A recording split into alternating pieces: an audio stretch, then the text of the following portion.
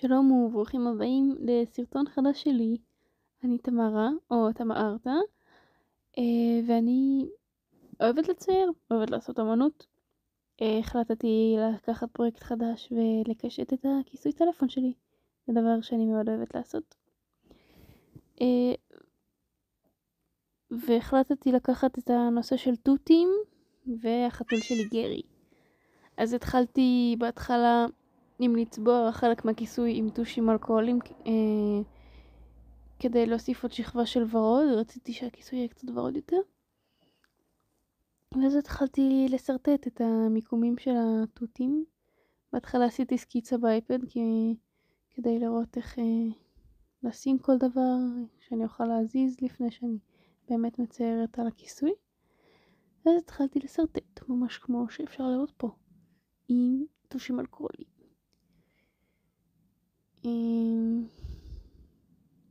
כן, אני כבר הרבה זמן חושבת על לעשות כזה סרטונים ולפרסם. וזה עדיין ממש חדש, אז מקווה שזה ישתפר בהמשך. פה אני מוסיפה עוד נצנצים. מה לא טוב בנצנצים? אחלה דרך להוסיף עוד קישוטים, לתפוס עוד נפח. משהו שאפשר לראות הרבה בתכלס הרבה מאוד מדיות של ציור זה שעושים הרבה שכבות. אז פה יש שכבה ראשונה של גרי. וואו. וחשבתי שיהיה ממש נחמד להוסיף גם פרחים של תותים, כי הם ממש יפים. פשוט מדהים. אוי, נמרחת לי צבע. ממש מדהים לראות שיש פרחים, כאילו יש פרחים של פירות. זה פשוט כזה מגניב. עוד נצנצים, עוד נצנצים. פה אני מוסיפה עוד קישוטים, מסגרת בסגנון תחרה. זה עוד דרך מגניבה להוסיף פזז לציור ולמסגר את זה יפי. ועוד שכבות, כי זה לוקח הרבה זמן שעד שזה יהיה אטום. וגם את הצדדים. פה זה כבר, וואו, עבדתי על הציור בזמן שהייתי בשיחת טלפון, אז שכחתי לצלם, להקליט, אז זה קצת קפץ כזה בתהליך, אבל בסדר. We trying to be consistent. פה אני מנסה ליישר את זה כשהטלפון מקופל. כאן אני מנסה להוסיף עוד פרטים לפרח.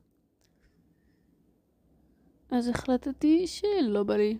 זה יותר מדי מפורט. We're trying to keep it minimalist.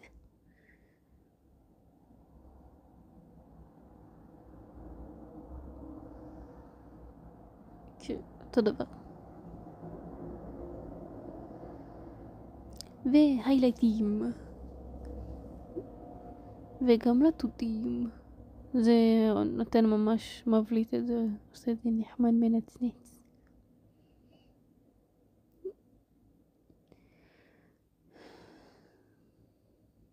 עיניים של גרי. ניסיתי להבליט אותנו קצת. אז השער הרגיש לי קצת לא בולט מספיק, אז ניסיתי להוסיף גם לזה עוד קצת עומק. אז זה היה טיפה יותר מדי סגול, אז ניסיתי להוריד את זה אחר כך. ולסדר טיפה את הצורת פנים שלו. איזה חתול, וואו.